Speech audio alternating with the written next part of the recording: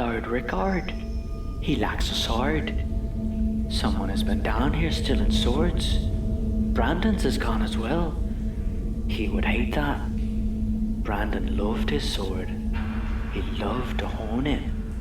I want it sharp enough to shave the hair from a woman's cunt, he used to say.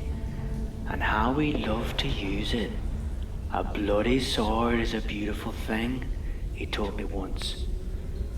Brandon was fostered at Barrowtown with old Lord Dustin, the father of the one I'd later wed, but he spent most of his time riding the rails. He used to love to ride. His little sister took after him in that. A pair of centaurs, those two. And my Lord Father was always pleased to play host to the heir of Winterfell. My father had great ambitions for House Risewell. He would have served up my maidenhood to any Stark who happened by. But there was no need. Brandon was never shy about taking what he wanted. I am old now, a dried up thing, too long a widow, but I still remember the look of my maiden's blood on his cock the night he claimed me. I think Brandon liked the sight as well.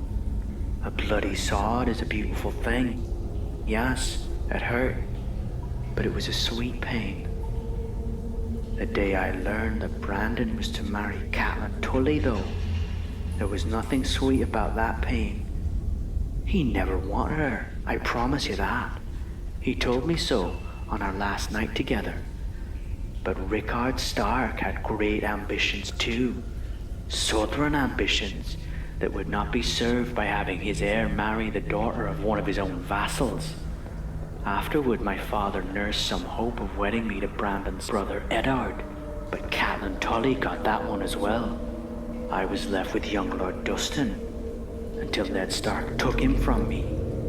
Lord Dustin and I had not been married half a year when Robert rose and Ned Stark called his banners. I begged my husband not to go. He had kin he might have sent in his stead, an uncle famed for his prowess with an axe, a great uncle who had fought in the War of the Ninepenny Kings.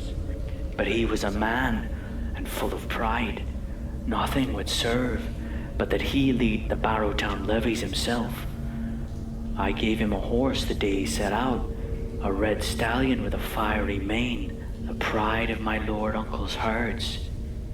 My lord swore that he would ride him home when the war was done. Ned Stark returned the horse to me on his way back home to Winterfell.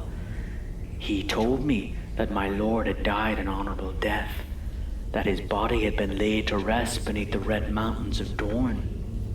He brought his sister's bones back north, though, and there she rests. But I promise you, Lord Eddard's bones will never rest beside hers. I mean, to feed them to my dogs. Catelyn Tully dispatched Lord Eddard's bones north before the Red Wedding, but your Iron Uncle seized Moat Cailin and closed the way. I have been watching ever since. Should those bones ever emerge from the swamps, they will get no farther than Barrowton. We are done here.